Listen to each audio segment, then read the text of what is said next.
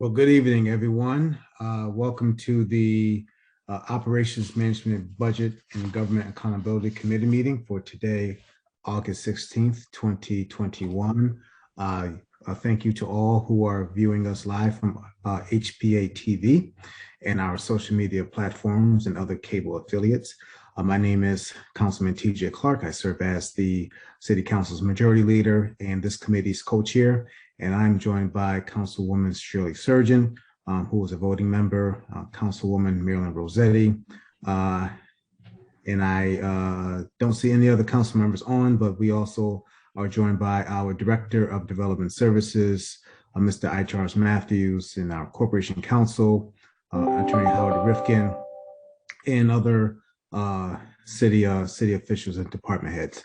So we're going to be moving right along into our committee, and we're going to start with item number first item on our agenda is Mayor Bronin with the company resolution. Mayor Bronin ordinance amending Chapter 6, Section 2-350 of the Municipal Code, which was item 21 on June 28, 2021 agenda.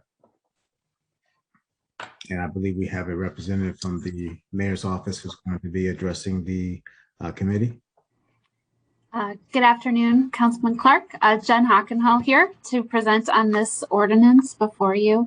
So I'll be very brief, but happy to answer any questions. The ordinance before you is to request an increase in the maximum salary of all non-union classified and unclassified positions. This does not increase the minimum, just the maximum.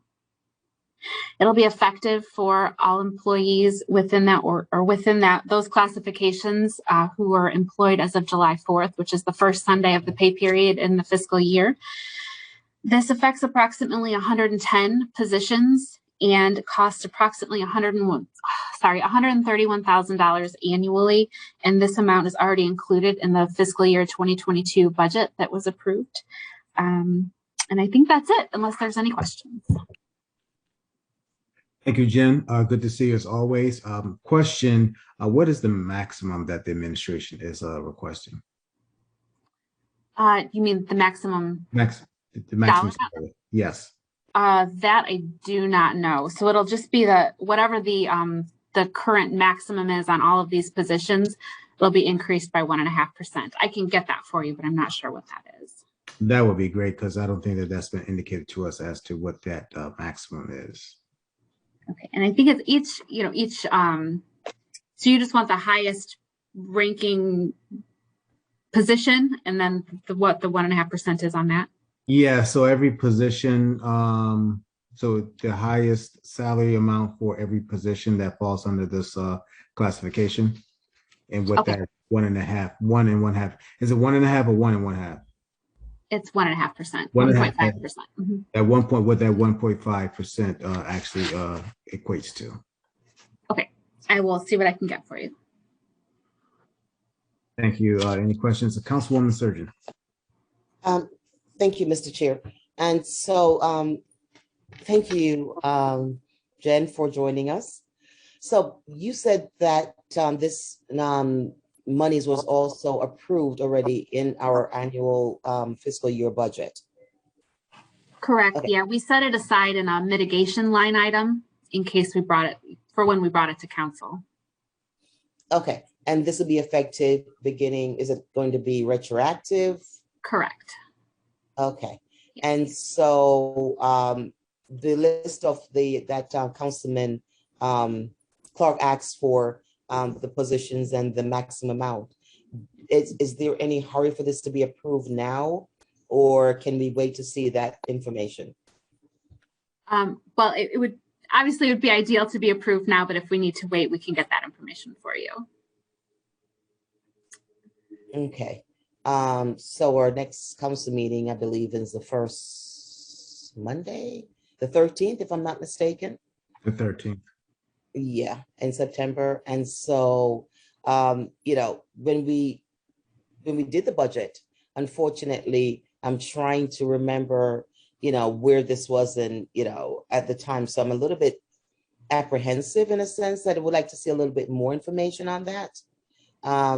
even though we did set it aside or some amount set aside in the budget, it'd be conducive to actually list it out, so we could actually see what departments or what positions are getting that increase, even though I do believe, our city employees have been working really hard, especially getting through the pandemic, which was, I'm just impressed with everything they have done to have kept the city running. Absolutely want to thank them for it. But I do believe that the residents in the community should see this because I'm not quite sure everyone knows of the position and what's going to be affected. Understood. Thank you. Thank you, Mr. Chair. Mr. Chair, if I could. Yes, sir, Mr. Corporation Counsel. Just to answer Councilwoman Surgeon's question or concern, is when you adopted the budget, you adopted a sufficient amount of money or appropriated a sufficient amount of money to give all of these employees that are articulated in the ordinance a 1.5% general wage increase.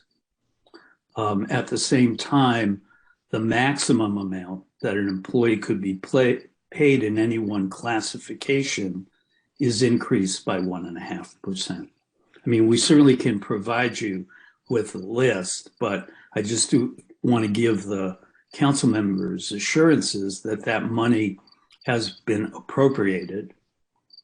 And there is some, I think, expectation on the part of the employees that that increase, which is commensurate with what collective bargaining employees received, would be forthcoming. Through you, Mr. Chair, Yes, Councilman. to Attorney Rifkin. I do remember in the budget, we did do a ordinance change for new hire police. Would those be affected also? No, this is only related to the, sorry, I always want to make sure that I say it right. So the non-union classified and unclassified groups of individuals. So none of the unions, so the HPD, HFD, none of those are included in that. Yeah, the Hartford police, the police employees are all union employees. It was an adjustment to the wage scales in their union agreement. Okay. Again, to Jen, how many employees this is going to be affecting? Approximately 110. That's the total number of positions. So if they're not filled, then it will not, the dollar amount won't go into effect. Thank you, Jen. I'm comfortable then, because since we already appropriated it, in the budget, but I would still like to see, the actual positions that is being affected. Sure. Yep, we can get that to you. We appreciate that. Thank you.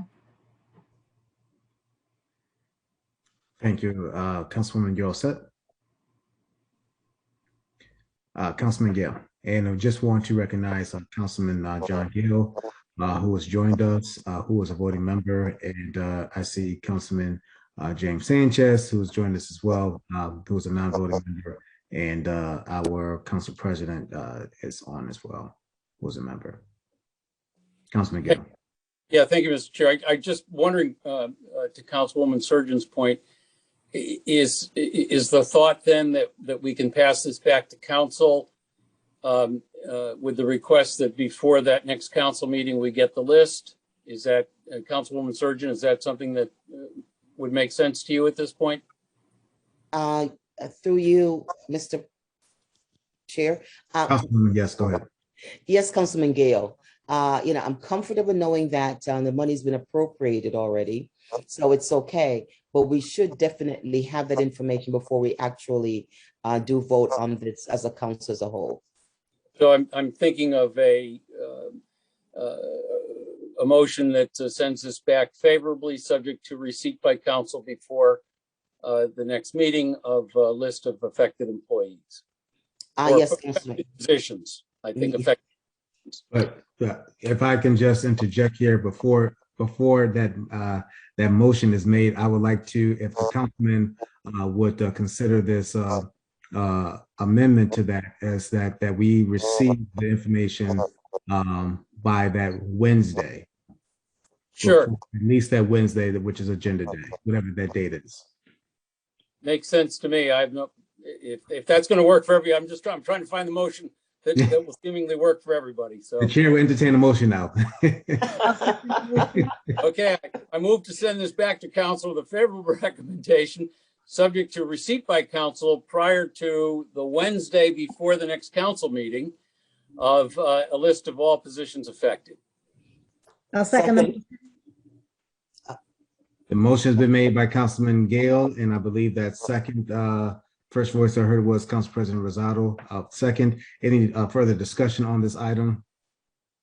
Any further discussion? Hearing none, seeing none. All in favor of favorable recommendation to pass this along to council, barring that we receive this by the agenda day proceeding to the next council meeting. All in favor, indicate by saying aye. Aye. Aye. Councilman Sanchez. The ayes have it. The motion is carried. Thank you very much, Jen. We do appreciate this. Moving on, the second item on our agenda is a ordinance amending Chapter 28, Article 9 of the Municipal Code of Hartford to align Standing Building Committee for School Building Projects with State Law Special Act 01-7, which was item number 6 on the July 12th agenda, which is introduced by Councilmen LeBron and Gale, and would like to note that this item did receive a public hearing. Councilman Gale? Sure. I as I recall, Mr. Chair, there was some discussion, and I don't recall if it was a committee meeting or if this was outside of thoughts that in aligning ourselves with state law, we might also be able to consider adding some qualifications to who the people are that council appoints. That thought there, like as we do with certain other commissions, that when considering appointees, they should have certain expertise or background or anything like that. But I did think that we were going to hear from administration on that. That was an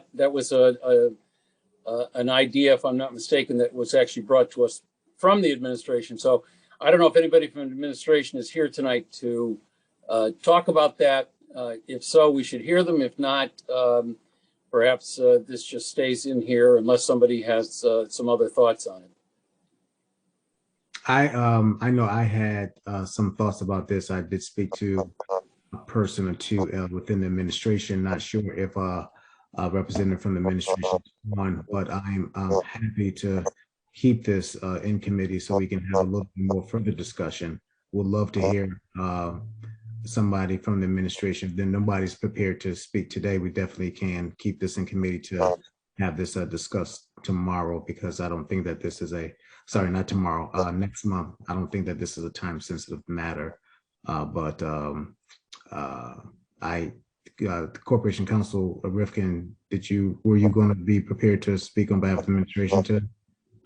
No, I apologize, Mr. Chair. I didn't realize that I was going to be asked, and I haven't been part of the conversation about this. So I guess I'd ask the committee to postpone this. And if there are particular questions that you want us to come prepared to answer, or issues you want us to speak to, I'll make sure that happens for the next committee meeting. That'll be great. I know some recommendations that I have, and Councilwoman Surgeon, I see you. Some recommendations I have probably will be viewed as a substantial change, which would probably have this kicked out to another public hearing. But we can have some continued discussion and further dialogue on that, because I particularly would like to see a requirement of an appointee that has construction knowledge and expertise in that workforce development requirement, and also to probably some years of service behind them as well. but we can have further discussion. Councilwoman Surgeon. Thank you, Mr. Chair. That's exactly my thought, where I think it's a little bit more robust discussion would needed to be placed on this item, because I do also like to have a talk with the administration regarding some of the issues or concerns that I see with this. So I would like to make a motion to postpone this item until our next committee meeting, and also make sure we invite the administration to the committee meeting for a more robust discussion in this item. Councilman Gill. So before I second that motion, let me say that having thought about this a little bit, I just want to throw this out there for all council members. To your point, Mr. Chair, about having somebody with knowledge, experience, et cetera, we have to keep in mind that one of the issues that will come up is that anybody who you appoint would then automatically disqualify themselves and their company from any further work with the city of Hartford on school construction projects. So I think, it really does require that we think this through, because we don't want to set people up for being in a conflicting situation and finding that they've in essence hurt their ability to continue to do business. By the same token, there may be some. It may mean that we reach out to somebody who doesn't do business in Hartford. Maybe we reach out, and I don't know if, like, the Minority Construction Council has statewide representation, and whether reaching into a New Haven market for somebody to help us with construction experience in the Hartford market might be appropriate, or maybe you just pick somebody who doesn't do business in public, in the public sector. But anyway, I'm not proposing to resolve those issues right now, but I am just raising them so that they're on, everybody's aware of them. And having said that, I'll be happy to second that motion to postpone. Both points well made by Councilwoman Surgeon and Councilman Gale. So the motion has been made by Councilwoman Surgeon. It's been seconded by Councilman Gale to postpone this item until our next committee meeting next month. Any other discussion regarding this? Any other discussion? Seeing none, all in favor of postponing this item indicate by saying aye. Aye. It's unanimous. The ayes have it, and this item is postponed until next month. Moving along, we have Mayor Bronin with a company resolution that would support restaurants in Hartford seeking to buy or lease space or to make the necessary capital improvements to run a safe and successful food service business by utilizing an existing state tax abatement program, which is item number 2 on our August 9th agenda. And we do have representatives from the city administration, as well as the city administration. So I would kick it off to Attorney Rifkin. I think, thank you, Mr. Chair. I think Director Matthews and I are going to tag team this issue. So let me defer to him first, and then I'll talk about the legal basis for advancing this. Director Matthews.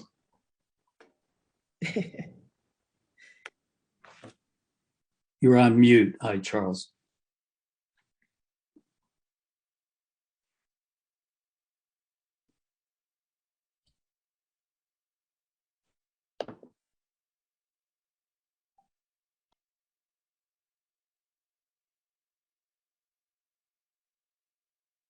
Hi, Charles, you're on mute.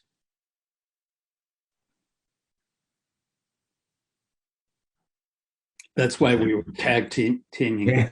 Yeah. He was just unmuted. Hear me now? Yeah, I hear you now. Oh, gee, I made all my best points already. Take it away. Please repeat it. Thank you. As many of you know, being real community leaders, many of our restaurants, whether they're in the neighborhood or downtown, they have seriously financial difficulties in trying to get up and running and even after they are established. As you know, if you own a restaurant, your first big item, or you're trying to start a restaurant, your first big item is build out costs. Depending on the size of the restaurant, it might be anywhere from $50,000 to $150,000 just to pay for the build out costs associated with your new restaurant. And then you have costs associated with furniture and lighting and all that. But on top of all that, if in fact you have if you do a great job on those two areas, you have to deal with the tax structure, the personal property taxes associated with a restaurant. So in many instances, many of the restaurants that are trying to get started in the city of Hartford because of our tax rate are really hurting. So this idea that we came up with working with Corporation Counsel is to come up with a process where we can take a look at the personal property tax rate of many of these restaurants and try to offset that in a way that will allow them to be financially successful. That's the whole public policy behind what we're trying to do. It really helped our downtown and our neighborhood restaurants get started, flourish, and be able to deal with the cost of trying to start a business in the city with a high tax rate. With that, I can have Howard kind of talk about how we have structured this under state law. And then we can take questions, I suspect. Thanks, Dr. Charles. So just very quickly for the committee, Section 1265B of the Connecticut General Statutes authorizes an abatement of real property taxes up to a 10-year period for any proposed improvements to be constructed in a existing or in a new building. And that includes the rehabilitation of any existing structures for retail business use. By this resolution that's before you tonight, the real property taxes would be abated up to the, as Charles said, the value of the personal property taxes assessed on the improved space, either through a reduction of the proportional amount of real property taxes a restaurant would pay through a net lease agreement with their landlord. That is, they pay directly for the property taxes associated with that space, or through the reduction in the lease itself, again, up to the personal property taxes levied. We do not, as a municipality, have the authority in an economic development agreement to abate personal property taxes. But as Charles has indicated, that a restaurateur who is willing to build out a vacant space not only commits to the costs of the lease to do that, but also the costs of the necessary capital improvements, and then has to pay the personal property tax burden of 74.2 mils, which for a restaurant, particularly operating in a very thin margin, becomes a barrier to their ability to be successful and sustain themselves. So this is a proposal to use an existing tax abatement authority under state statute and apply it in a way that does provide some relief to a restaurateur that is willing to occupy and build out a vacant space in the city of Hartford. And with that, we're happy to answer any questions. Councilman Gill. Thank you, Mr. Chair. So just by way of example, I want to just walk through, make sure I'm understanding the concept here, and then I have a question about it. If I, as a restaurateur, were to improve my space by buying $50,000 worth of new kitchen equipment, tables, chairs, etc. That new $50,000 at 74 mills, I just did the math, looks like it would cost me about $3,700 a year. 70% of the market value times the mill rate. I'm not sure on personal property we use 70%, but whatever it is, if it's 70%, so say it's about $3,000 would be a tax bill. Right.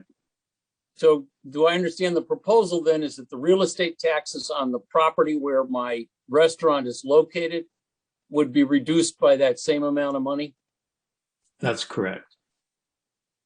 So but we don't have. And let me just add, Councilman Gale, so the $3,000 abatement of the real property taxes for that space would either pass through to the restaurateur if they had a net lease agreement with the owner of the building. And so their real property taxes that would be passed through would be reduced by the 3,000 personal property taxes that they will have to pay. Alternatively, if they don't have a net lease and they're not paying their property taxes or the portion of the property taxes, there would be a negotiation. Their lease payments would be reduced by the equivalent amount. Well, thank you. That was going to be my question. What is the enforcement mechanism that would then require does the tenant, I guess I got a couple of questions. Do I take it then that the tenant would have to seek the abatement in the first instance, or would we be just doing this automatically when you come in with a new personal property declaration? No, I think the intent would be there would have to be an applicant essentially. So a restaurateur moving into a space would then come to development services and say, I'd like to take advantage of the tax abatement program that you have. And the enforcement mechanism would be entering into the necessary agreements to legally obligate the pass-through by the landlord of that tax savings. And so if the landlord just refused, or let's put it this way, let's say the landlord just didn't respond to development services. Somebody makes an application, development services reaches out to the landlord and says, this application's been made, we need your cooperation. Landlord just doesn't respond. Would you just never move forward with that tax abatement? I don't think unless the landlord was cooperating, the owner of the building, could you do that. But it would also seem to me in the real world that the landlord would have an incentive because otherwise the space that they're renting remains vacant.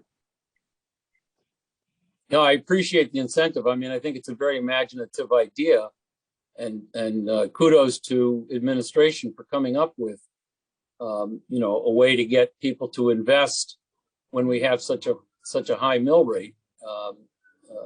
Certainly a disincentive for many people to come in and to plop money down into a business. I'm just trying to figure out how we get these landlords to, especially for an existing, you got a lot of restaurants that are existing in leased space where they're 5% of the total building or 10%, they've got the first floor of a 5-story building. So they're paying a percentage of the taxes perhaps, or there's some sort of a pass-through, but I hear what you're saying though, is for the city to actually provide the tax abatement, the landlord would have to be at the table and agreeing that the person applying for the abatement is going to get the benefit of the abatement. Yeah, absolutely. Okay, thank you. Councilwoman Surgeon. Thank you, Mr. Chair. Just want to thank the administration. It's a great idea to actually really, get the restaurateurs to actually, have some kind of savings. They've been through a really traumatic pandemic time in the last year and a half. So kudos, as Councilman Gale says, to the administration for coming up with some relief. And also, people want to invest in our city. This is a great way of marketing it. Through you, Mr. Chair, to Development Service Director. One of the things I've realized is that, we have great ideas and great policy, but getting this information out to the businesses, is especially the small businesses, not to the large businesses, that's downtown, who stay abreast of all these new policies. How does the administration plan to market this and get this information out? So this tax abatement can be actually fully utilized by some of our small businesses in the city.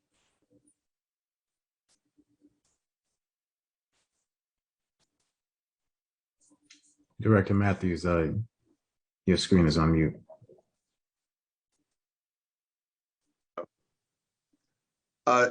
Mr. Chair, are you cutting off my mic or what? Oh, sir. I wouldn't do that to you. As you might imagine, Councilwoman, the first thing we'd do is reach out to the merchants associations up and down our various commercial corridors. We'll reach out to NRZs. As you know, we at DDS try to have a present at many neighborhood meetings. We'll discuss it at neighborhood meetings. That will be our first step, to try to make sure that we get the word out to all of our businesses that this might be an opportunity for a young person who may want to start a restaurant, or a person who maybe just have retired from the city who may want to open a restaurant. So we'll certainly try to make sure it does not become an opportunity for downtown businesses, which I certainly hope they will take advantage of, but it'll also become an opportunity for many of the residents who live in our city and want to, in fact, start a business called a restaurant. So we're going to come up and strategize about how we get the word out. Obviously, as council members have meetings in the community, DDS, we're always willing to be invited to those meetings. We have somebody put together a little power deck and make a quick presentation on how this program works. We certainly plan to get the word out that we have a lot, as Councilman Gale will allude to, a lot of vacant spaces. And a lot of those vacant spaces could in fact be nice little neighborhood restaurants and create a lot of jobs and feed many of us. So we'll certainly work on that, Councilwoman. Thank you, Mr. Matthews. I think that's one of the great programs. The city has certainly have a great programs in our city that we really need to get across to our, especially our small businesses, within the city. That is my question through you, Mr. Chair, but I do want to recommend before we vote on this, to include in the resolution that at the end of each fiscal year, we get a report on all the small businesses or all the business or our restaurateurs who have taken advantage of this program. So at least this way we can, as council member, see the progress on policies that we're setting. Yeah, to that point, can you guys hear me? No, we can't hear you. Okay, to that point, I think we'll probably try to put together a map that will show those businesses around the city that may have taken advantage of that. And also the presentations we have made around the city in various neighborhoods and other community meetings to try to make sure we get the word out. So we'll try to do both at the end of the year. Thank you, Mr. Matthews. Yeah. Thank you. I have a couple questions. Do you have any businesses that you've targeted already that you think that will be able to take advantage of this program? I think in The answer is probably no, but I'll say this. We have had a number of business come in and talk about the high cost of trying to create a restaurant. So I think once we get the word out and the council pass this resolution, people will begin to reach out to us, and we can certainly let you know the first couple of months of activity, if there's an interest on council, to see how this is being received by neighborhood groups, business associations, and others. Thank you. Is there a specific number that you're looking for of businesses to take advantage of this program? I don't. Obviously, the city can only absorb so many restaurants, obviously. But no, I don't have a number in mind. Howard, do you have a number in mind? I don't believe so. It's another tool we have in our toolbox to help our small businesses. I would say it that way. Okay. And also it's another tool that we can use in trying to incentivize people to occupy vacant spaces and use it for purposes that people can come, enjoy, congregate. As Director Matthews said before, opportunities for both economic development and employment for folks in our city. I would have to agree with the councilwoman that a lot of businesses within the neighborhoods are actually not connected to mainstream media and the other means of understanding what's going on in the city. So I would love to see the plan that DDS is going to put together to actually outreach to the Merchants Association and the other community members, business owners. And I would love to see this program be taken advantage of by many members within that are deeply entrenched in the neighborhoods to really help spruce up the neighborhood for real neighborhood revitalization and development. Another question I have, if once this is passed, can you just walk us through what the process is regarding how a business owner would apply for this program, and also to internally what's the process for the approval of this program? You want to take a run of that, Howard? We can tag team on this as well, Okay. Mr. Chair. So, I mean, I think as Charles was just saying, that there would be an outreach effort in the various neighborhoods in the city to inform people about this opportunity and this benefit. And those individuals that were looking to open up a restaurant, I'm assuming would have a conversation initially with development services. Yep. There would be an application, an opportunity to get more information about how the program works. And then there would be the necessary entering into agreements, including, as Councilman Gale was saying before, the involvement of the owner of the building if the restaurateur didn't own it, so that the benefit can be taken advantage of. Yeah. Let me add to what Howard have just said. You all know fairly well that normally if somebody is going to take space and build out and make capital improvement, they need a whole variety of different permits and site plan reviews. What we will do is have a little checkbox. I'm just thinking out loud now, have a little check off. If in fact someone is coming in and they're going to be building out for a restaurant and or making capital improvements for a restaurant, we can ensure that we also indicate to them the benefit of filling out the application to get a tax abatement. I suspect I will probably assign one person in economic development to be responsible for the tax abatement for restaurants. So as they come through, hopefully it won't be 10 million of them, obviously. But as they come through, there will be one person that will develop some expertise in how to deal with these restaurant tax abatements, and we'll probably process it that way.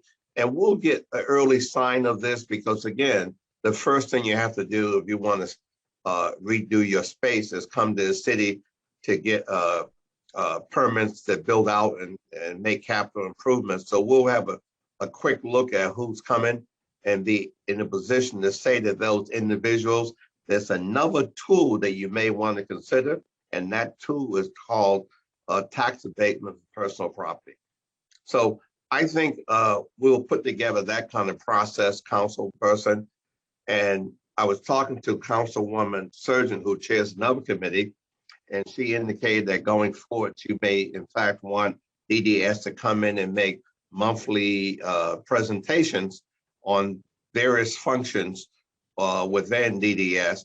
And probably at those presentations, we can highlight when we bring in economic development, what precisely is going on in this whole area. So we'll have an opportunity to keep council fully informed, and we'll work on developing a process that make it simple and not complex for our business owners. Thank you.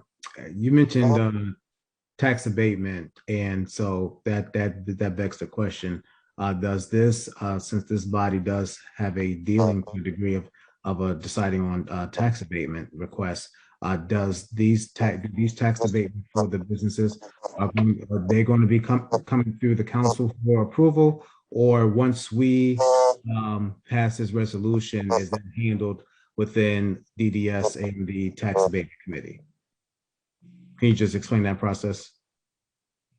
Sure, I can take that, Mr. Chair. So the intent of this resolution is to give a general authorization for the administration to enter into the tax abatement agreements as we've just been describing. And so they would not on an individual deal basis come back to the council for approval, nor would they go to or are required to go to the tax abatement committee. As Councilwoman Surgeon noted, and as Director Matthews stated, there would be periodic reports back to the council on the number of abatements given, the value of the abatements, and the like. Thank you, sir. I saw Councilman Gale's hand first, and then I'll go to Councilwoman Surgeon. Thank you, Mr. Chair. So through you back to Howard or to Director Matthews. I mean, in some respects, this is sort of a pilot program. I don't know if we're describing it as that, but I am wondering about the small business that isn't a restaurant that then is thinking of trying to open up somewhere and says, hey, what about me? And so I'm wondering whether administration has given thought to either this is a pilot that maybe gets expanded, maybe doesn't, or how you deflect criticism that you're favoring one industry over other small businesses. I mean, we'd certainly love to see all manner of small businesses open in Hartford and open on all of our arteries and all of our business districts. Anyway, just throw that out there for whatever response you have. Through you, Mr. Chair, I would just say two things very quickly. One is, yeah, I think it's fair to say this is somewhat of a pilot program. It is, as I think Councilwoman Surgeon said, it's a creative, trying to exercise creativity around trying to attract the development of restaurants. I think it's targeted particularly at restaurants because it seems that the personal property tax costs are fairly high when it comes to restaurants, as opposed to maybe other smaller businesses, not manufacturing, obviously, but smaller businesses. So I think part of it is to take a look at this, see how it works, see if it's an adequate incentive. I do think the mayor and Director Matthews have been talking about other ways in which we might create incentives for small business to operate or to occupy other vacant spaces around the city, but I don't think those ideas have been fully fleshed out to bring to the council quite yet. Good. Thank you. Councilwoman Surgeon. Thank you, Mr. Chair. Couple statements, then a question. One of the things that when I read the resolution, I had some concerns on, and that was, is it going to be more fair to downtown business or to the small businesses? But after talking to the administration and realizing that this pilot, if you want to say, or this first time of providing some relief to one part of our industry, which was tremendously affected by the pandemic, it's that personal tax, majority of the restaurants, have to buy an oven, stove, so on and so forth. And, this is a way of providing them some relief, as a first some investment in starting a new business. As we have a few spaces, in North Hartford and other parts of the city that we have storefronts, it'd be great, to get these areas built out and provide, the landlords some of the relief also, the property taxes they're paying. So that was my comment on that. My other comment, my question to Mr. Matthews is, what about a restaurant who is an existing restaurant? Is there any relief for them if they upgrade their equipment, or is it just for new restaurants or restaurateurs who are coming online? Well, I would say, but let Howard answer that from a legal point of view. But I think I know where you're going. Howard, you want to try first? Sure. Through you, Mr. Chair. I think that the resolution would allow for an existing restaurant that wanted to increase its capacity, upgrade its restaurant in some way, and then bearing the burden of additional personal property taxes, that those restaurants would also be able to take advantage of this program. Yeah. I felt Howard would say the same as I read the ordinance, because as you know, Councilwoman, while we tried desperately in the city to bring in new businesses and try to help new businesses who may want to come to the city for the first time, we still have a high obligation to existing businesses that have already been here working in the vineyard, so to speak. So the idea behind this is to also come up with a process that will help existing businesses who may want to make some capital improvements. And the whole idea behind this, obviously, is to keep people investing in their businesses. So hopefully, as we move out this project, we'll see both new and existing businesses who want to invest capital in their existing business taking advantage of this opportunity. And through Mr. Chair, if you got one last question that was texted to me. Someone watching your committee meeting, sir, has a question. Is this going to be how this was going to affect our property tax roll? I'm sorry, I didn't get the question. The question, the question from someone who's watching our program is how with this tax abatement, would it decrease or how is it going to affect our, our revenue or tax property tax roll for the fiscal year when this program gets up and going? Well, I haven't run the numbers, but I'll let Howard answer before he answers. It may in fact be a wash. If we have better restaurants and more exciting places for people to go, more folks are going to come in the city, more folks are going to leave the neighborhood and go out shopping. I think at the end of the day, it's all going to be a net positive for the city. Now, I haven't run the numbers. I'm not John Phillips to see whether or not there'll be a big hit. I don't suspect it will be. I'm not sure how, if you want to add anything to that. Through you, Mr. Chair, Charles, I couldn't have said it better. Well, the tax team, okay. Good. So, so Mr.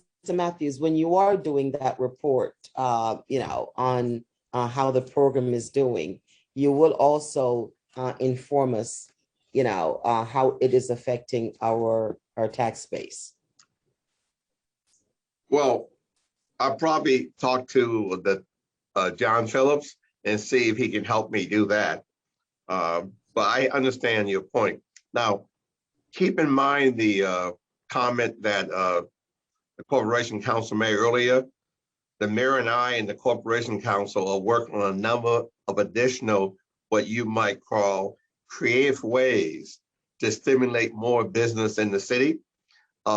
So I will hold up on that until you see a couple other things that may be coming down the pike.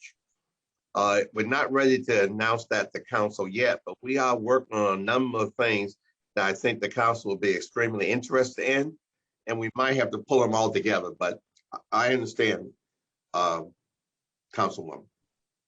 Thank you, sir. Yeah. Okay, the chair will entertain a motion at this time. Councilwoman Surgeon.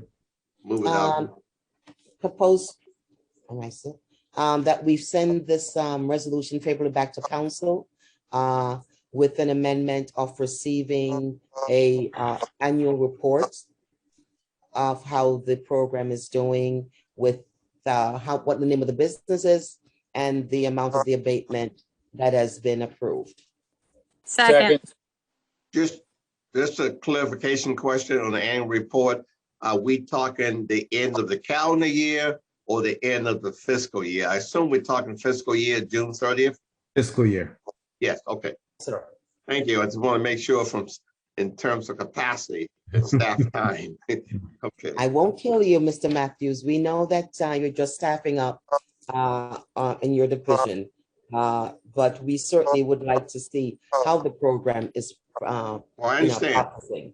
I understand, and we'll make that happen. I'll assign my best guy, Don Chapman, to pull that together.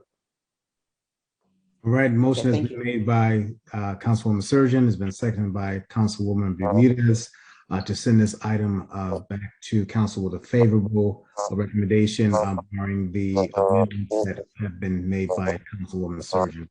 Any questions? Any questions? Any other questions? Seeing none, all in favor of this item being passed, indicate by saying aye. Aye. Aye. Aye.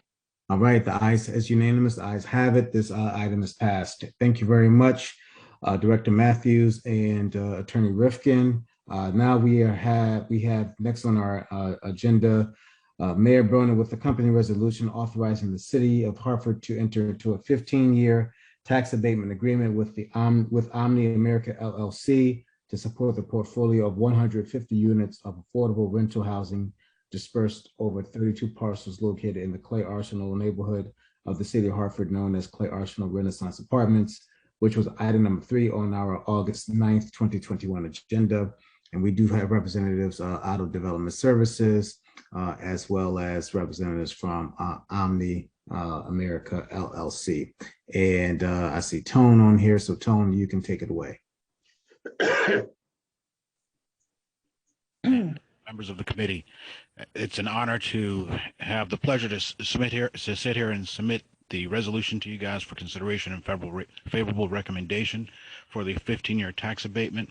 And through you, Mr. Chair, I'd like to introduce Eugene Schooner, who is one of the managing directors, as well as Robert Bennett, Maurice Vaughn, and Abel Lanzuri, who is a project manager with Omni LLC.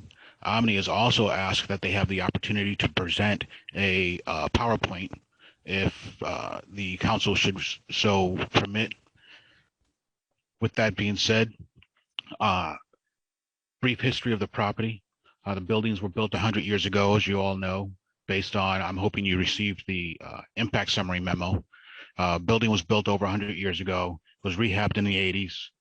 The city of Hartford provided a tax abatement agreement to the original developer, which is a 40-year agreement. It was reinstated in 2014 after it had been canceled due to non-compliance. It was once again canceled in 2017 by the committee due to non-compliance. The property was sold in 2018 to the current owner, and Omni is under contract to purchase the property within the coming months from the current owner, with the anticipation of owning and operating the property as designed. It will be the property will continue to be mandated or operated as a affordable housing development based on the HUD use agreement, and if successful, the low-income housing tax credits. With that being said, I'd like to read through the through the resolution. It's a 15-year tax abatement agreement effective July 1st of Omni's second full year of ownership, or the first year of the low-income housing tax credit compliance period, through the 15th year of the initial effective date. The agreement shall require Omni to pay as follows: $1,000 per unit for years 1 and 2, $1,400 per unit for years 3 through 5, $1,500 per unit from year 6 through 10, $1,800 a unit from year 11, years 12 and 13, $2,000 a unit, and years 14 and 15, $2,300 a unit. Prior to the effective date of the abatement, Omni would be responsible for paying full taxes. The way this abatement was written is, in addition to making a per unit payment, Omni would also pay additional taxes if the debt service coverage ratio was to exceed 1.2. Omni is also responsible for expending $10 million toward capital improvement and repairs. Of those repairs, one of the improvements shall be the construction of a new community center for residents and community use.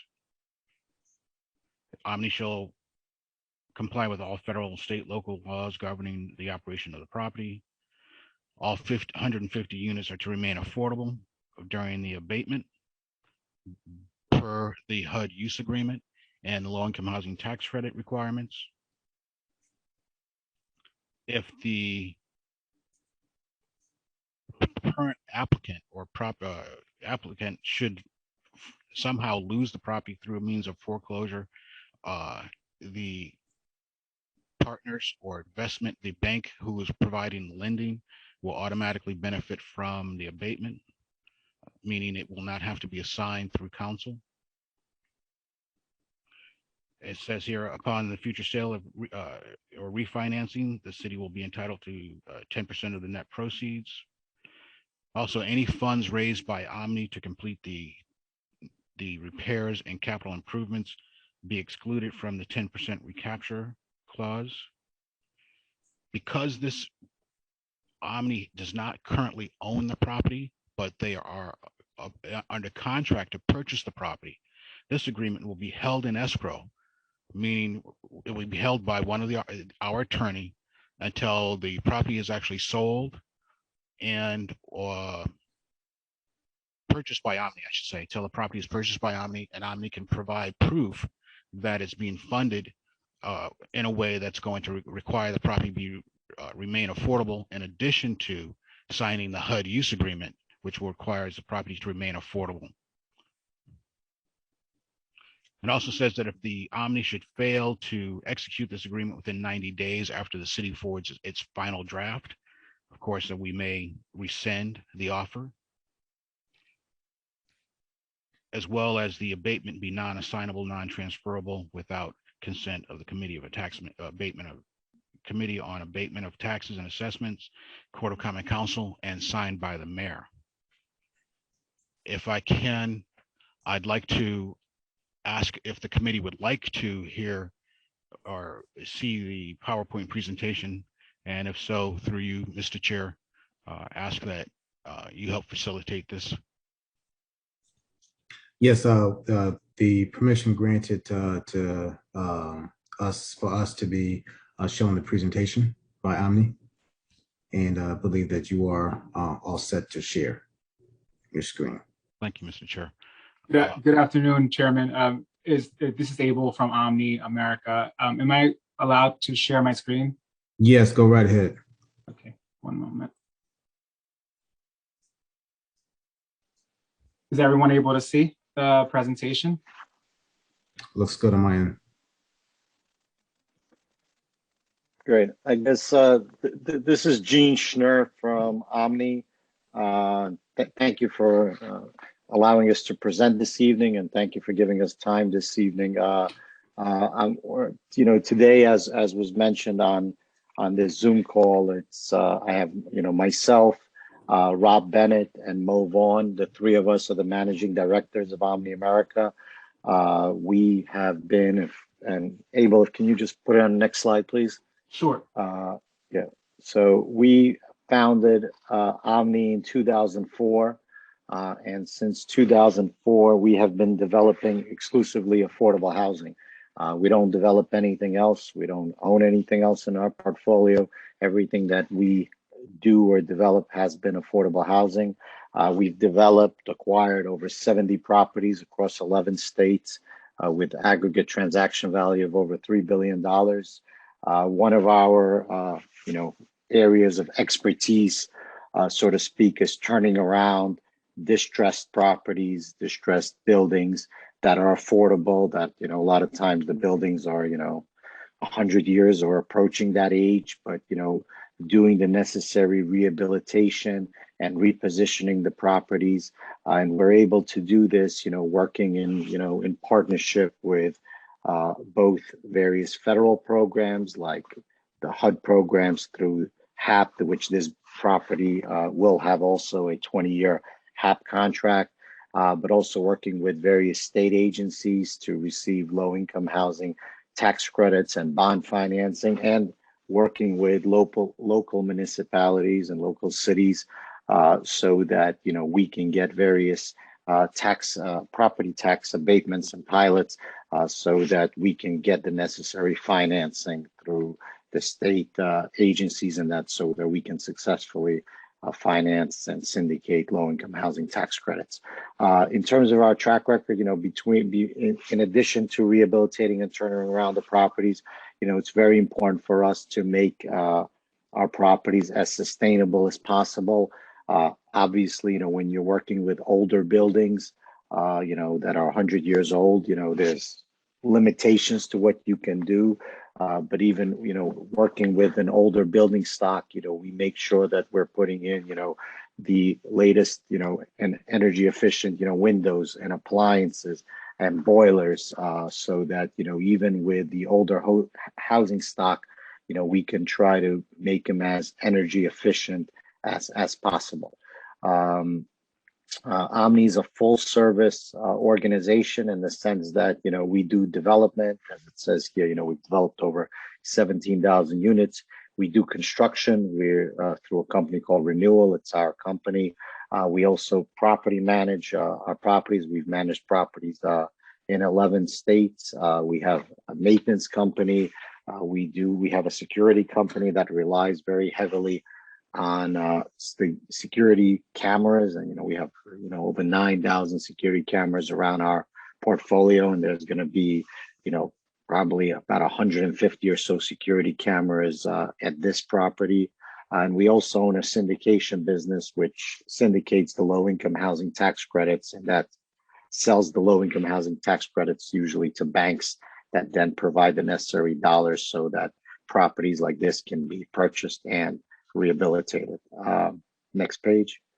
We have a few slides here. The next few slides will be just kind of an idea of projects that, you know, Omni has undertaken recently. We were awarded by the New York City Housing Authority, which is the largest housing authority in the United States. We were awarded through an RFP process to do a tenant-in-place rehab of 2,600 units. It was a joint venture with us and another developer. But again, you know, similar in the sense that, you know, we're using this as an example. You know, these were buildings that, you know, were very much, you know, in need of a rehab that was, you know, very extensive, much larger rehab than what's needed at Clay Arsenal. I mean, in this situation, this is a $370 million rehab. The New York City housing authorities, housing stock is, you know, some of the most distressed affordable housing in this country. So those rehabs are obviously, you know, much more extensive and require a lot more work. But it's the same type of an example. Another example, if we could just go, Abel, next slide. We finished we acquired in 2018, and then by the end of 2019, we finished another acquisition rehab. This one is in Newark, New Jersey, 656 units across two properties. Again, $67 million of rehab, a little over $100,000 a unit. You know, financed through New Jersey Housing and Mortgage Finance Agency, but, you know, very similar structure that we're going to be working with the Connecticut Housing Agency, Housing Finance Agency, in that it's bond financing, it's low-income housing tax credits, you know, big rehab. We also, you know, received in this situation a pilot from the city of Newark, but, you know, very similar. Also in this property, and one of the reasons we highlighted, while Garden Spires, which is the buildings on top, were built in the 60s and kind of a more high-rise buildings, the Spruce Spires buildings in this portfolio, you know, were buildings that were 100 years old. So they'll be very similar to the type of rehab that we would be, you know, undertaking at Clay Arsenal. Next slide. And again, we've done rehabs, you know, we're based, our main office is in New York City, but, you know, we've done rehabs, you know, all over the East Coast, and we've highlighted a few, you know, New Jersey. I mean, this particular rehab, this next rehab that Barbara Jordan is in Providence, Rhode Island. We've also done a fair amount, but we've done 4 different projects over the years in Massachusetts. So, you know, we've done a fair amount of things in New England, but Barbara Jordan is also a good example. It's a scattered site, you know, even more scattered than Clay Arsenal, but all covered by a project-based Section 8 contract. It was 193 units. You know, this is Clay Arsenal's 150 units, but, you know, similar. We did the rehab there in 18 months. About $20 million of rehab. And, you know, that was financed by the Rhode Island Housing Agency. But, you know, again, the same structure. These are federal programs that the various state agencies administer, you know, same idea with the low-income housing tax credits and the bond financing. Next page. So the renovation of Clay Arsenal Renaissance Apartments, it's just, you know, by way of background, I know it's already been covered, 150 units. It's a scattered site. You know, some of it is 100 years old, some of it a little bit older, but it's 100% affordable. We're going to maintain it 100% affordable with 20-year Section 8 project-based contract. Property has some parking. Next slide. Just idea of some, you know, current conditions. Next slide. And I'll give you just to get some rehab proposal. So I guess the current owner had completed $3 million in rehab over the past 2 years. But in addition to this, we're going to be adding another $10 million of additional renovations. And this is all going to be done with in unit with the tenants in place, and all the other rehabs that I had highlighted during my presentation. Those are all done or done with the tenants in place as well. And some of them were, more extensive than here. But, just to get an idea, it's, we're doing everything in the interior of the apartments, with new LVT flooring, new finishes, replacement of radiators, exterior upgrades. We have the lighting, the brick pointing, repairs of the roofs, pavement and stripping.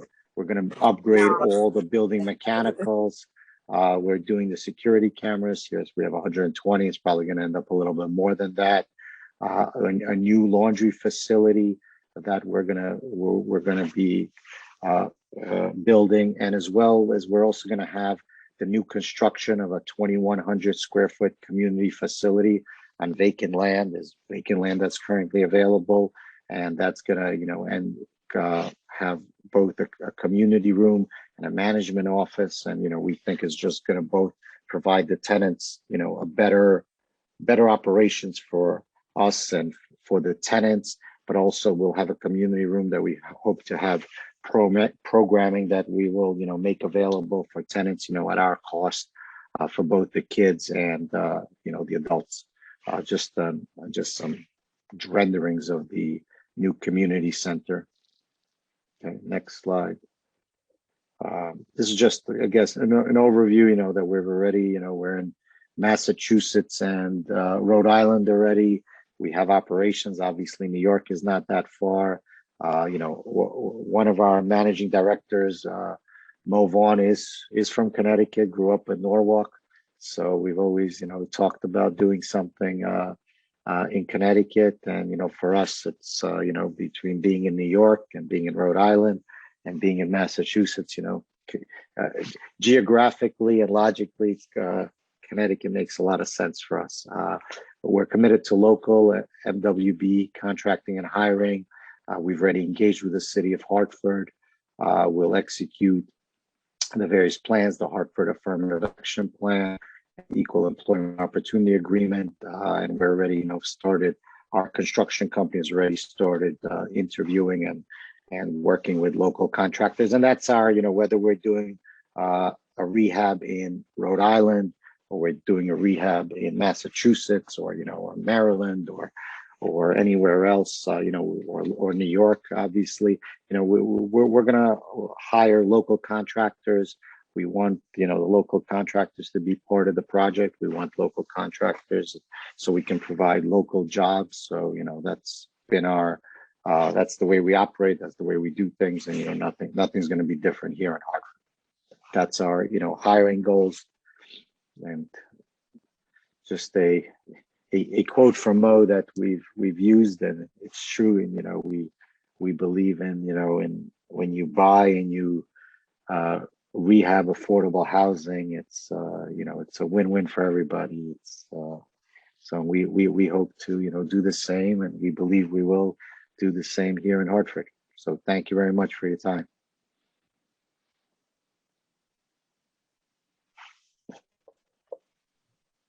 Thank you very much for your thorough presentation. It's good to see we have a Connecticut native that's a part of your team. And so I do would like to open up. I'm sorry, I'm not a Red Sox fan. I was the Yankees fan, actually. I'm a Yankees fan too, so it's all good. All right. He just lost this deal. I just had to put it out there. I'm sorry. For what, 18 years? No. It's all right. That's all right. We thank you anyway.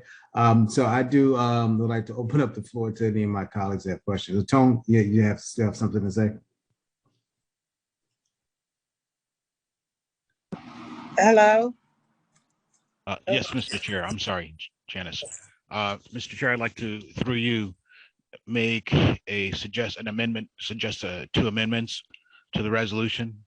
The first is that the abatement be able to be assigned to Omni's assignee. So what whatever organization they create to own the property, that it automatically be assigned to their assignee.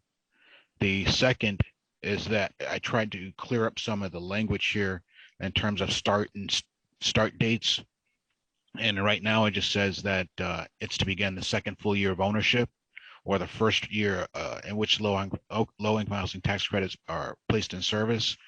Just to avoid confusion, if the tax credits are placed in service mid-year, I'd like to make the suggestion that the abatement be amended to say that the abatement begins the beginning of the following fiscal year.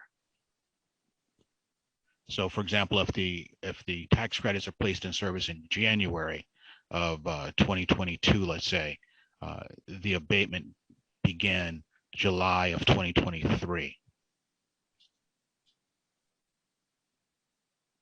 Okay. Thank you for that. Go ahead, Yeah, where was Councilman. that in the resolution? I'm trying to find that. Where was that change need to be made or recommended? Sorry, Mr. Chair. I was trying to go along. That's quite all right, because I was going to ask the same question. Oh, okay. Resolution that is. The change for the start date of the abatement is line item number 2 of the resolution, and that it be assigned or assignable to its assignee is in the resolve clause, the first clause.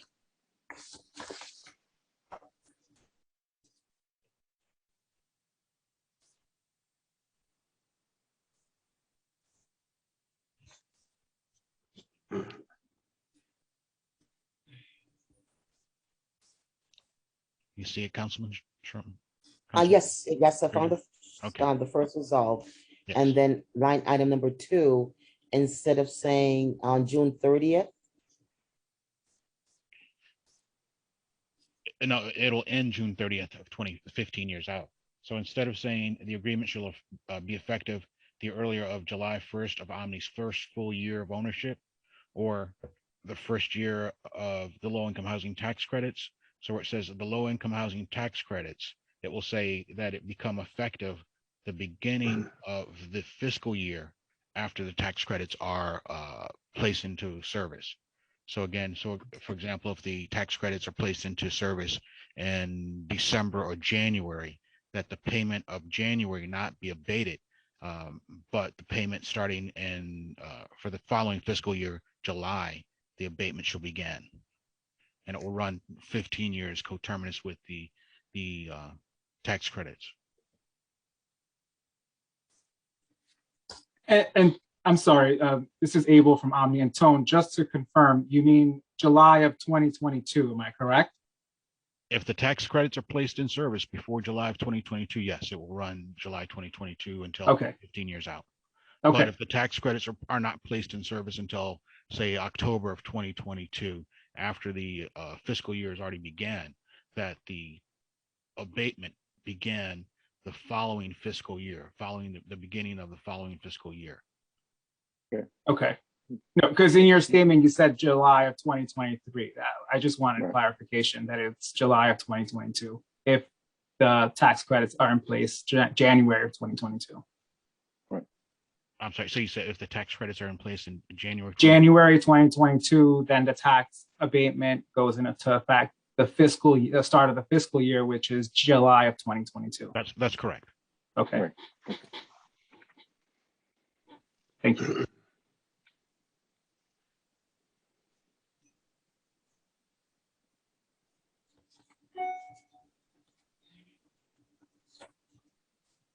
Okay. Councilwoman Surgeon, were you okay? Yes, sir. I was just putting my notes in where it needs to go. Thank you, sir. Gotcha. All right. Any other questions from my colleagues regarding this? Okay, I'll go next after when everybody else is finished. I'll be next. I'm good. Okay, and I just want to preface that we do have a time check before our next upcoming meeting, which is Committee of the Whole. Sure. And that wasn't just you, that was to everybody. No. Go ahead. Oh, okay. Okay, no, All right. no. All right. I'll try to keep my questions to a minimum. So this is trying to find my questions here. I think when I through you, Mr. Tone, when I read through this, so because I'm going to preface my question by saying that, you know, we've had issues with these property before, and you know, a year or so ago, you came to us with a presentation. We gladly approved the tax abatement, and then things went south. What kind of guarantee that this agreement won't go south? That's number one. And then number two, it's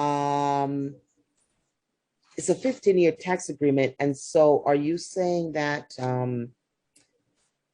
if this agreement is transferred to another entity, would they have to come back to the city for the consent for another abatement if it was another company? Oh, thank you for that, Councilwoman Surgeon. The former abatement that was, or the current abatement that was approved, the property is still being well maintained. My understanding is there was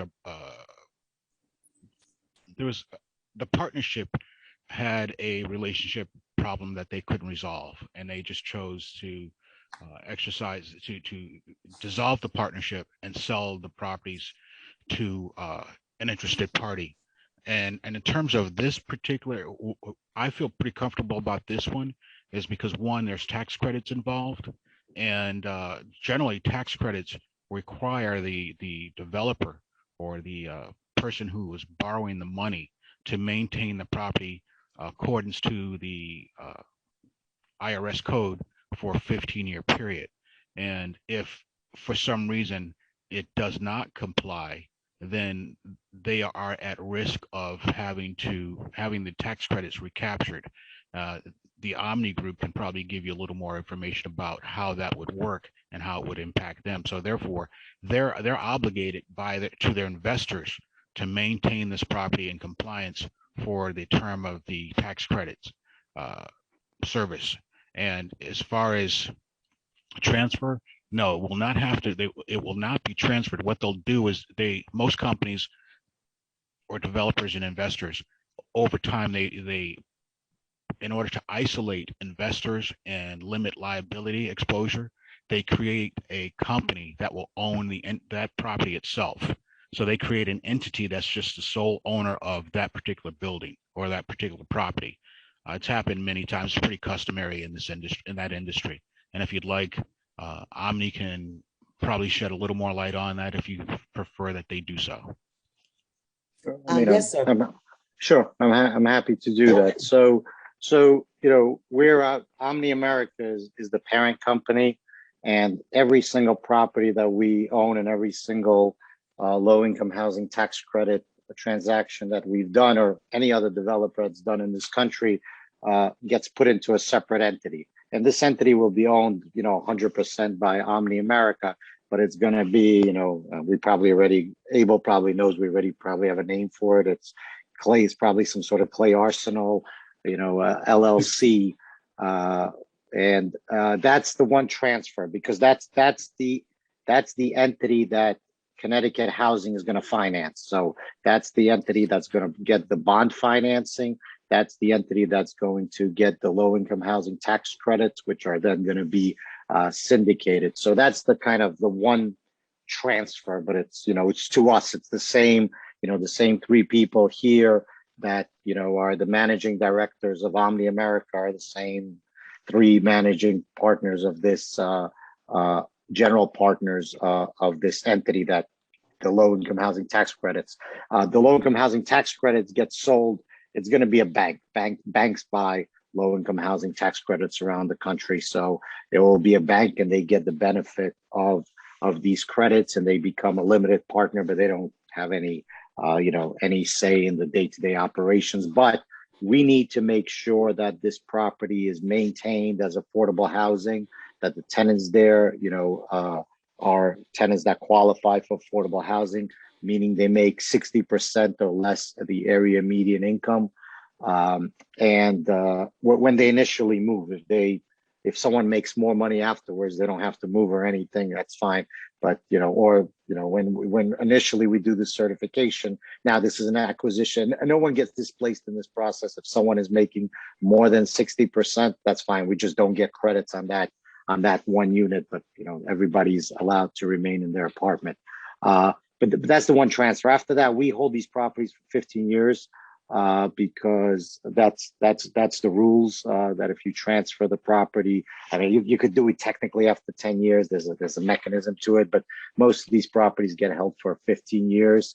And they have to be held in compliance. And that's why we're asking for a 15-year pilot to be coterminous with the bond financing and the length of the LIHTC, because the investors who buy the tax credits, they want the certainty that the pilot and the length of the tax credit compliance period is the same. And this is common around the country. But we have no, and to your question, how do you know that, what happened last time doesn't happen this time? What we've agreed to is that it's going to be held in escrow until we close, and we're closing right into a Connecticut housing finance transaction. So there's not going to be any interim transaction where we come in, we own it, and then we try to turn on the pilot. So if this pilot is being turned on, there's been a low-income housing tax credit transaction. So you have the benefit of, and all the regulation and all the compliance, and all the checks and balances that come with a state financed transaction. If for some reason it didn't happen, then this pilot would never come out of escrow. And so thank you, sir. So Mr. Tone, our Councilman John Gale always have this clawback question. So where is the clawback for the city on this program? Mr. Gale, I'm calling Councilman Gale, I'm calling your clawback question, sir. Well, there's the one clawback that we always refer to, which is 10% of any of this net sales proceeds. So if they should sell the property, of course, then and there's a gain, the city will get 10% of the net proceeds in terms of the gain. Now, that's during the pilot agreement. The other issue Councilman Gale likes to bring up, is very, very aware of and alert to, is what is the community benefit.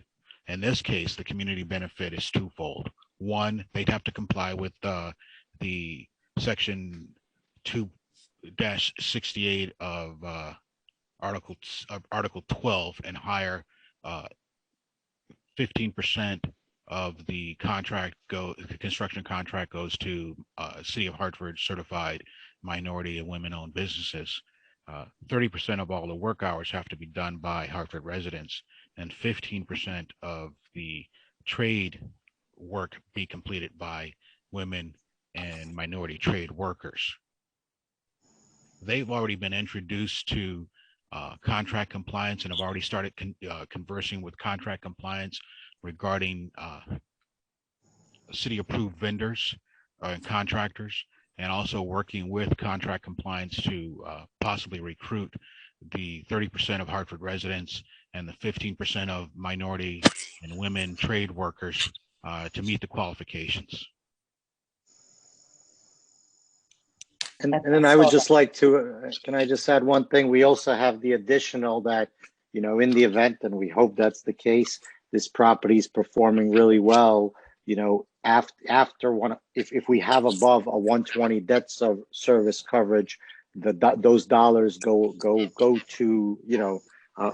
to pay the city above 120 debt service coverage, potentially up to the full assessed value. If there is some sort of this is while we're operating the property, if for whatever reason this, and again, look, it's happened, for whatever reason this property is doing really well financially and we're operating above a 120 debt service coverage, the city is going to share in those benefits as well.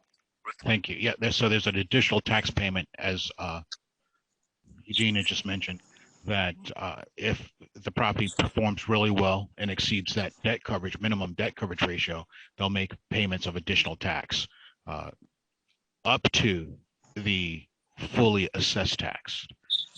The other benefit would be the community center that was described earlier, that will be required to be built by under the agreement within the 3 years of the agreement, the effective date of the agreement. Within 3 years, a community center is going to be built. Yes. It'll be built quicker than that, but yeah, that's the agreement. Yes. Yeah, well, that's what they're required to do under the agreement. Yeah. They may have an earlier timeline, which is great with us. Right. I just have a comment, and then I'm finished with my question, Mr. Chair, and that is, over the years, these apartments or these low affordable income apartments are not managed properly. Your management company is not paying attention, with the neighborhood. So I do hope that whoever you have as a management company will pay close attention, to the neighborhood, and the people who are living in your building, and your upkeep and your maintenance of the property is so important to the residents in that neighborhood. They've been hurt over the years, and we do hope that, some give back, on your part will allow the residents to beginning to have faith again in the ownership of this property. So Mr. Mulvon, as a local Connecticut resident, I do hope that you hear me, and you will make sure this happen, and also bring some faith back to our residents in the neighborhood. We understand greatly. That's been our position in every one of the properties that we have taken over. It is definitely a community partnership between all the local agencies, Omni, and the tenants. We're going to be together for a very, very long time, and we have to work together to get all things done. So that's our mantra. I think that's why Omni has been successful as it has been over the years, because we really work with everyone. Thank you, sir. Thank you, Mr. Chair. And if I may, Councilwoman Surgeon, under the tax credit program, the buildings are routinely inspected by a private contractor that is hired by, I believe it's CHFA, who goes out and monitors these properties on a regular basis. So in addition to the city of Hartford monitoring the property, is also going to be monitored by I believe the company is called Spectrum, and they have very stringent requirements as well. And since they'll be out there on a normal, regular, routine basis, routine schedule, I should say, and make sure that the properties are being well maintained and remain in compliance with the IRS code in terms of the tenants that are in place and in terms of the conditions of the property. Thank you, sir. Thank you. Thank you, Tone and Councilwoman Surgeon. If I heard you correctly, the management company, are they going to actually be on site? Yeah. Yes, it's the management company. It's our management company. It's an affiliate company. We're also the owners of the management company, and yes, they will be on site where there's in the new community center that we're building. There's going to be dedicated space for management. There's going to be a full-time property manager there that's going to be his or hers office. And the community's new community center, which I think is very exciting for the neighborhood. What property is that going to be built at? The address for the new community room and the management office is 10-12 Center Street. And Councilman Clark, this is Janice. I just want to make clear that we understand that it's a room for the residents. That was the commitment that was made. So it's not for the community at large. I don't want, because I've heard that, and you just said excited for the community. So I just want to make sure that we're clear that it's a room similar to if the NRZ needed to hold like a quick meeting or something like that, but it won't service the community outside of the residence. Thank you. Oh, so this is something similar to what's been done already over at Overlook. Actually, Councilman, because you worked on this with me in the past, it's keeping to the commitment that the community had asked for, which was management on site. And if they needed space, if CHS wasn't available or whatever, that room would provide that space. So it's basically keeping with what was made committed before Omni. So that was what the community had requested, and in good faith, Omni wanted to keep with that request. Excellent news. Thank you. And from what I hear, that you've been working with the NRZ to a relationship between the NRZ and Omni, and also too that you all have been working with the MCC to gather a list of Hartford local contractors. Is that correct? That is correct. I had went a step further to make sure that I met with Kurt over at Nutmeg Planners, who understands what the list is from of contractors in the city of Hartford. So I looked at the city list and then had Kurt double down just in case if some contractors did not register with the city. We just didn't leave anyone out. And I will be going over that list again with Omni as well. So Omni has been moving forward with that list, and actually we've been doing that for quite a while. Thank you very much for that explanation. Councilwoman Rossetti. Thank you, Mr. Chair. You may have said this and I apologize. How many units is it exactly and how much per unit? It's 150. It's 150 units. The rehab is $10 million in total. Excuse me, through you, Mr. Chair, do you have a breakdown per unit? Approximate breakdown per unit? Yeah. It's approximately about 55,000 per unit.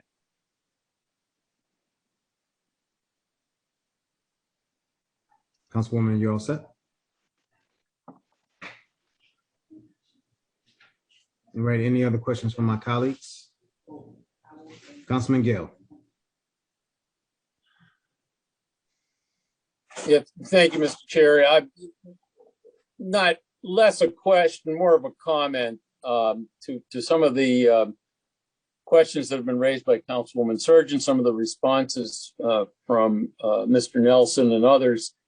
And reading through the resolution, I think we all have the concern that when we enter into these things, we're choosing well, we're helping a project get off the ground, helping a neighborhood become better and stronger. And in the past, one of the issues with Emmanuel Coup was non-compliance with housing codes, et cetera. So there's certainly some responsibility on our part to make sure that we're doing our inspections. And I do note that the resolved clause here does make this abatement conditioned on compliance with codes. And so from a legal perspective, the abatement presumably could be withdrawn at some point in time if the ownership was not compliant with all state and local codes. So that seems like that's another bit of enforcement mechanism that we have. Obviously, we trust and hope that we won't have to do any enforcement, and that this is going to roll out as advertised. So just that comment, Mr. Chair. Thank you.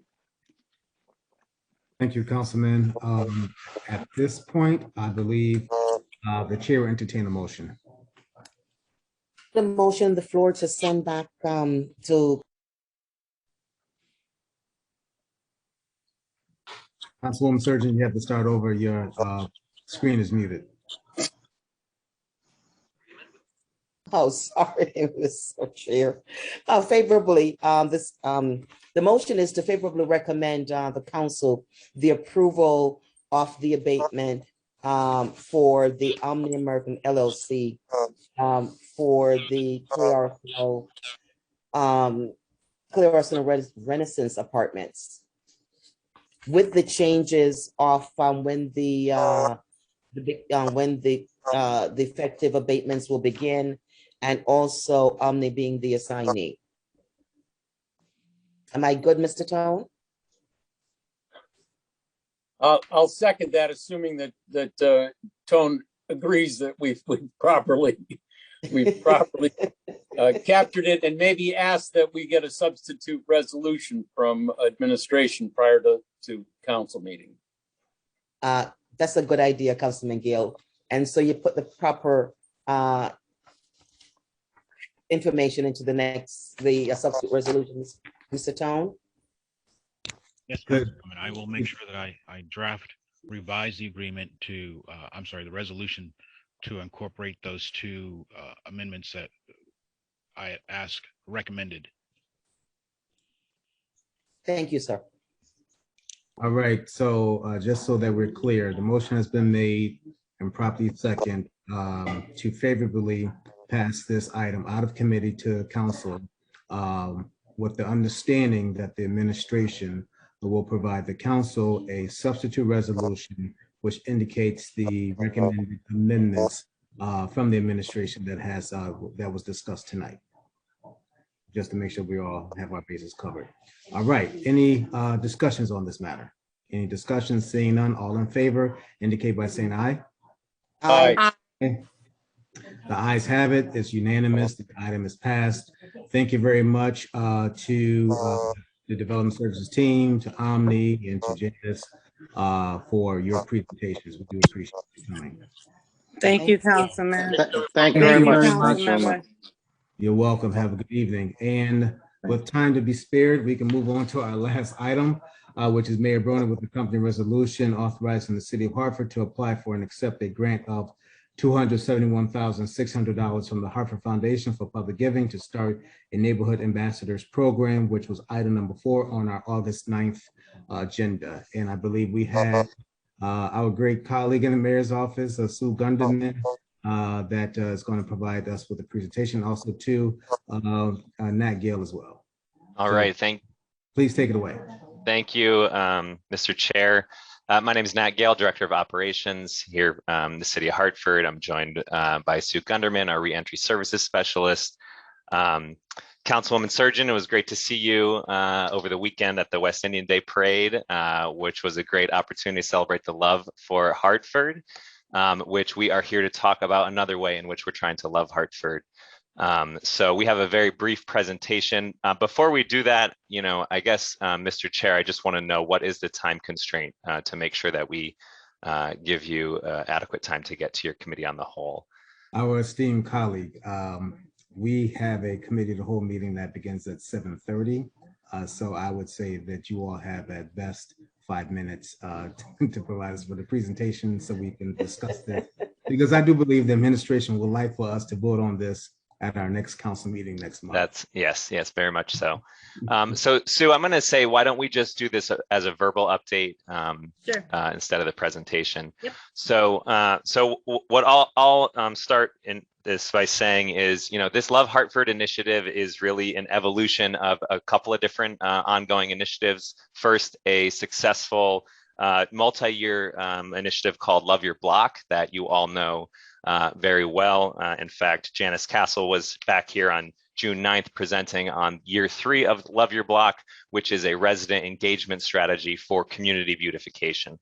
At the same time, this council was actively engaged with the support of Councilwoman Bermudez over the last couple of years of a workforce development program for how we can invest in returning citizens, folks who have been formerly incarcerated, and find employment pipelines. So in this broad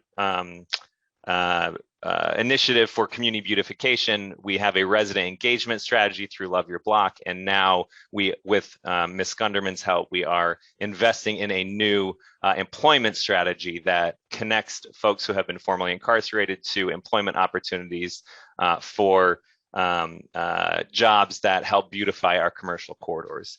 So with that, I'll pass it over to our reentry services specialist to talk a little bit about this application, and then we'll open it up to questions. Great. Thank you, Nat.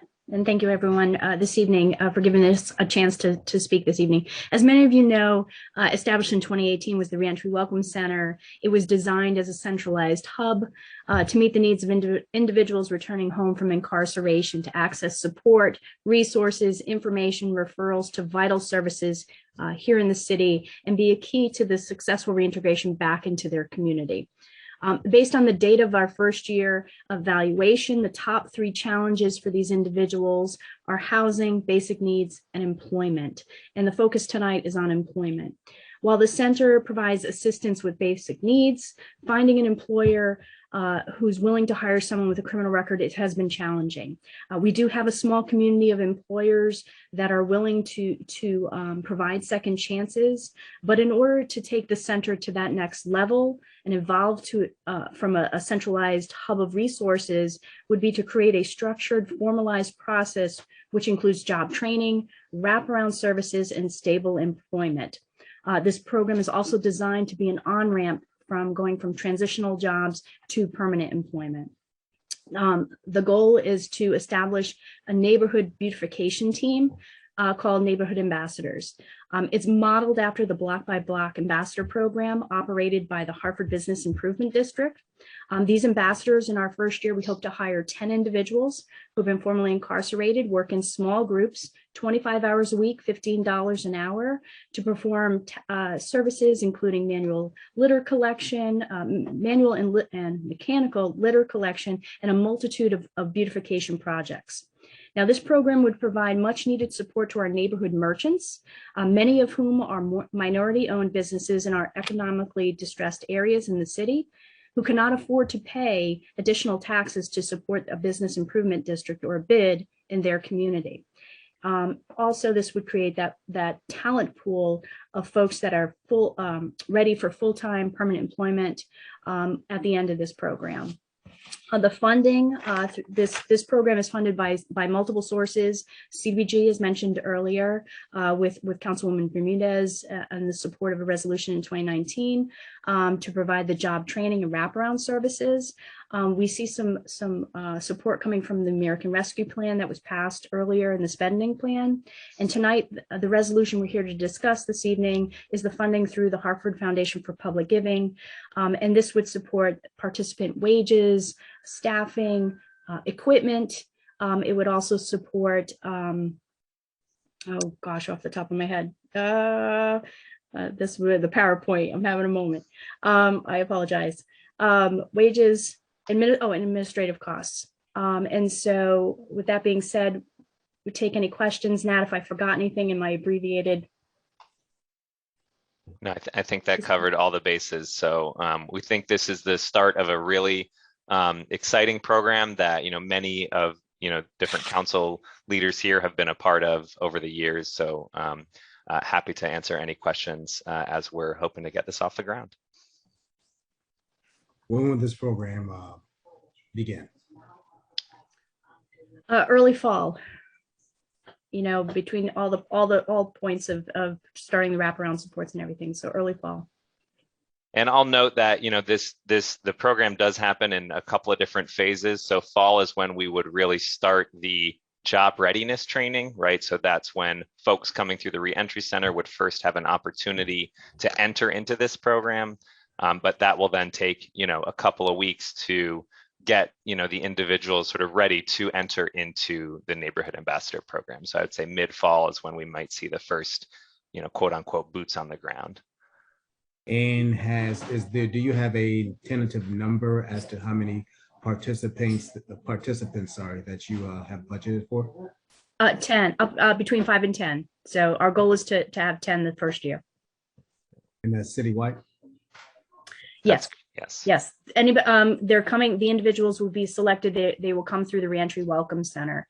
And those that are most in need, targeted, will be at risk of being homeless or homeless. So we really want to get those residents that are most in need for these types of jobs and this program. I should note that the services provided will be focused on commercial corridors, that have small businesses that are outside of the downtown bid coverage area. So there are 11 corridors that have been identified that will be supported by this group. Thank you. Councilwoman Surgeon. Thank you, Mr. Chair.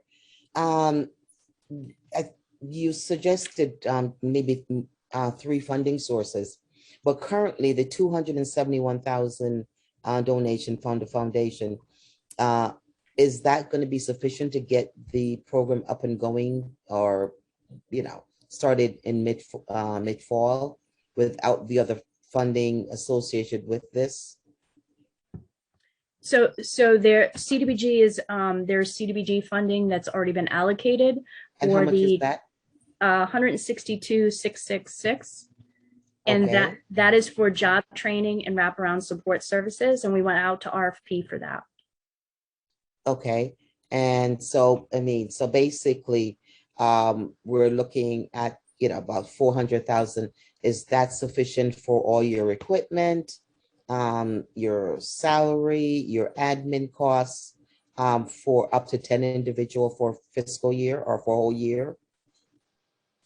So we're hoping to access some of the American Rescue Plan. And I believe some of the money was already put aside. And Nat, you can maybe speak to that a little bit better. Yeah, I'll just say in the council approved allocation for the American Rescue Plan, there was a line item for neighborhood ambassador funds. We anticipate needing to access some of that for this first year to fill a gap for the wages. It's not the full amount that was allocated per year, which I think was $600,000 per year for 3 years in this first year because of the funding from CDBG and this grant from the foundation. We will not need that full 600,000, but we're still working on what the final amount will be based on the various service providers that we're working with. So through you, Mr. Chair, there was one last question. I know time is, I got to shut up. So basically, this is all reentry employees. So what about other individuals who are maybe homeless or not just reentry? So is this program going to take those other people in need in consideration? We're gonna this particular program is for those folks that are returning, and they're just as involved, but they're homeless and housing unstable. We see a lot of those folks come through the Reentry Welcome Center. Last year, we saw 100 individuals alone that came through during the pandemic that were identified homeless, leaving the Department of Correction and coming through the Reentry Welcome Center. So those folks would be the target for this particular program. Matt, if you don't mind, could you give us a budget on this? Because all we have is 25 hours, 15 people. How long is your training time? And just want to see what the budget is going to be, because there's other individuals who are also interested in the ambassador program. Who is going to run the program? Are these individuals going to be City of Hartford employees? All that additional information I would like to know. Yeah, that's certainly something we can follow up with. Yep. And provide the details of the budget that we project for this program. Okay, thank you, Mr. Chair. Thank you, Councilwoman Surgeon. Councilwoman Rossetti, did you have a question? No? All right. Councilwoman Bermudez, I see your hand raised. Yes, I just wanted to say thank you so much for the work from Sue. Thank you, Sue, and Nat as well, and the entire administration for making this a reality, to be able to provide this to the people who are definitely one of the most in need in our community and definitely one of the most vulnerable. So I just wanted to say thank you for, I know there's been many different iterations, and certainly a long time coming, because budgeting and funding sources are always hard to come by. But I just wanted to say thank you for the work, the amount of work that you've put into this very important effort. So that's all. Thanks. And thank you to you for leading that effort and getting the resolution passed in 2019. So you're most welcome. Thank you, and So- I echo the sentiments as well. Sue, thank you for your work, your advocacy, and your efforts, and Nat, thank you as well. I'm sorry, was somebody about to say something else? I was just going to say we will work with David Grant to get the information requested from Councilwoman Surgeon distributed to all the council members regarding budget and some more details that we weren't able to cover today. That's great, yes, and whatever presentation that you had intended on to, showing to us, please include that in your correspondence. That would be greatly appreciated. Will do. Okay, the chair will entertain a motion. Councilman Gale had his hand up. Councilman Gale. I move that we send this back with a favorable recommendation that we approve accepting the grant of $271,000 from the Hartford Foundation for Public Giving. Second. Motion has been made by Councilman Gale with a favorable recommendation. It's seconded by Councilwoman Bermudez. Any questions? Any questions? Seeing none, all those in favor indicate by saying aye. Aye. Aye. All right, the ayes have it, it's unanimous. This item is passed, and we will take this up at our next council meeting. One more item before we go. Item number, the last item on the resolution, I'm sorry, on the agenda, Mayor Brown with the company resolution authorizing the city of Hartford to enter into a land lease for part of the Port West Middle with the Police Athletic and Activities League of Hartford Incorporated. This item has been indicated that it needs to go to planning and zoning for 824 review, as well as a public hearing. So with that understanding, the chair will entertain a motion to postpone. Councilman Gale. So moved. Councilwoman Surgeon? Yes, sir. Second that motion All right. to postpone. Motion's been made to postpone. It's been by Councilman Gale, it's been seconded by Councilwoman Surgeon. Any discussion? Seeing none, all in favor indicate by saying aye. Aye. Aye. The ayes have it. This item is postponed. Thank you very much. Since we have no other business to discuss tonight, this meeting is now adjourned. Thank you very much for taking the time to view this to our viewing audience in TV land, and we bid you a good night. Have a safe and happy, safe and healthy night. Take care. Good night. Good night.